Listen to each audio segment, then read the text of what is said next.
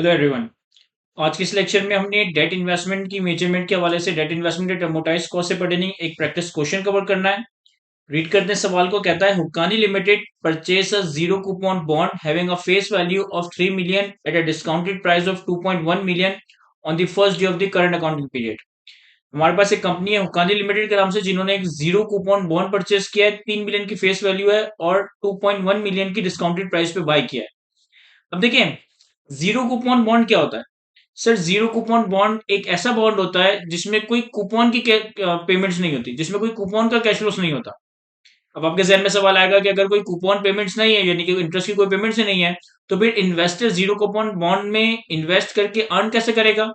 Sir, चूंकि zero coupon bond में coupon की कोई पेमेंट नहीं होती, इंटरेस्ट की कोई पेमेंट्स नहीं होती, तो जीरो कूपन बॉन्ड हमेशा डिस्काउंट पे इशू किया जाएगा, हमेशा डिस्काउंट पे इशू किया जाएगा, या फिर इसकी रिडेम्पशन, इसकी मेच्योरिटी प्रीमियम पे हो रही होगी। क्योंकि अगर एक चीज डिस्काउंट पे इशू की जाए या प्रीमियम पे मिच्योर या रिडीम हो रहा हो, तभी तो इन्वेस्टर को कुछ ना कुछ interest income over the tenure, over the maturity period of investment earn हो रही होगी। तो जीरो कूपन बॉन्ड एक ऐसा बॉन्ड है जिसमें कोई कूपन का कैश फ्लो नहीं होता। तो 3 मिलियन की फेस वैल्यू और हमने 2.1 मिलियन की डिस्काउंटेड प्राइस पे परचेज किया। कहता है issue cost associated with the bond is 5,000, और 5,000 रुपए की हमारी इशू कॉस्ट यानी कि ट्रांजेक्शन कॉस्ट है। The bond will be redeemed after 3 years at par, 3 साल के बाद ये पार वैल्यू यानी कि फेस वैल्यू पे रिडीम होगा। And the effective interest rate is 12.536%, और 12.536% का हमारे पास इफेक्टिव रेट है। कहता है generalize the above transaction if the bond is classified at amortize cost. हमने जनरल एंट्रीज बनानी है अगर ये बॉन्ड हमारा अमोर्टाइज कॉस्ट में क्लासिफाई हो। तो सॉल्व करते हैं सवाल को। हमारे पास कंपनी का नाम आ गया हुक्कानी लिमिटेड। देखिए, अगर मैं इस बॉन्ड के कैश फ्लोज को प्लॉट करूं, तो इस बॉन्ड के कैश फ्लोज क्या होंगे।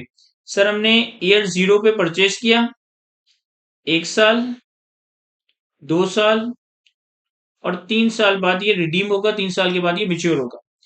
डे वन पे हमने इसको परचेज किया है 2.1 मिलियन की डिस्काउंटेड प्राइस पे, और परचेज करने के लिए हमने इस पे 5,000 रुपए की ट्रांजेक्शन कॉस्ट भी इनकर की है। और 3 साल के बाद हमें maturity value, face value recover होगी। तो डे वन पे हमारे पास 2.105 मिलियन का आउटफ्लो है, और 3 साल के बाद हमें 3 मिलियन का इनफ्लो होगा। अब देखिए, यहाँ पे एक ही आउटफ्लो और एक ही इनफ्लो है, तो हम यहाँ पे आईआरआर, जो कि सवाल में ऑलरेडी हमें गिवन है, लेकिन हम चाहें तो आईआरआर कैलकुलेट भी कर सकते हैं। हम आईआरआर कैसे कैलकुलेट कर सकते हैं कि सर, हमने एक फॉर्मूला कवर किया है प्रेजेंट वैल्यू फ्यूचर वैल्यू का, कि S is equal to P 1 + i⁴n। तो यहाँ पे एस की जगह 3000 आ जाएगा, 3 मिलियन आ जाएगा। पी की जगह 2105 आ जाएगा। इंटरेस्ट रेट हमें मालूम करना है, और 3 साल का अकाउंटिंग पीरियड है। तो अगर मैं इस इक्वेशन को सॉल्व करूं, तो आपके पास इंटरेस्ट रेट या इफेक्टिव इंटरेस्ट रेट कैलकुलेट होगा 12.536%।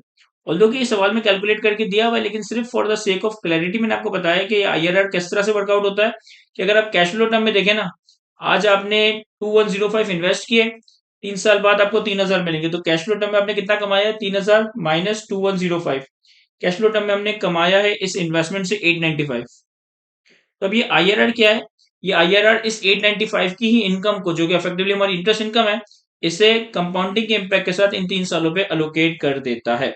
अगर मैं इसका एक अमोर्टाइजेशन स्केड्यूल बनाऊं,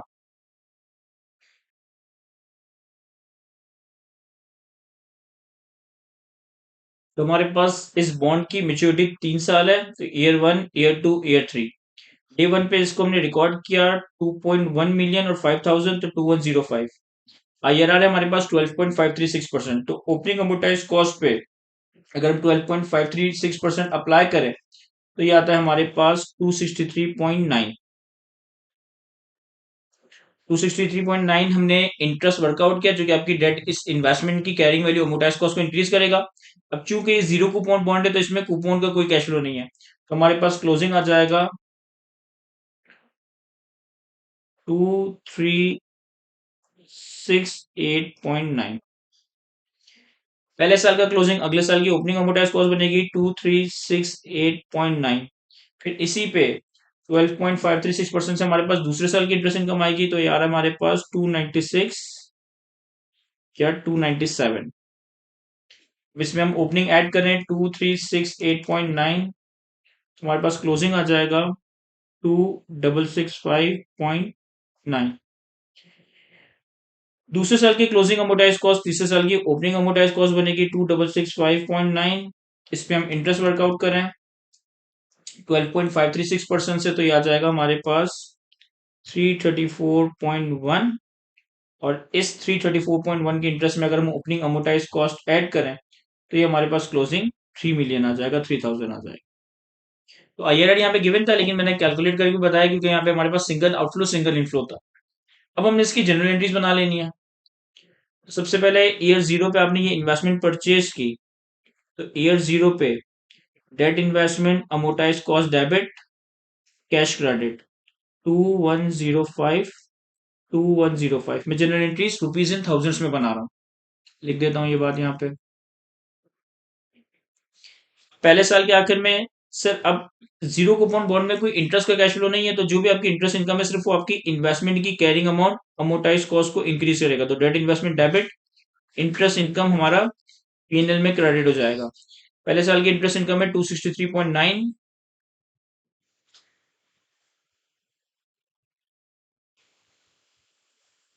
इसी तरीके से दूसरे साल के आखिर में debt investment amortize cost debit interest income आपके पास पीएनएल में क्रेडिट हो जाएगी। दूसरे साल की इंटरेस्ट इनकम है 297।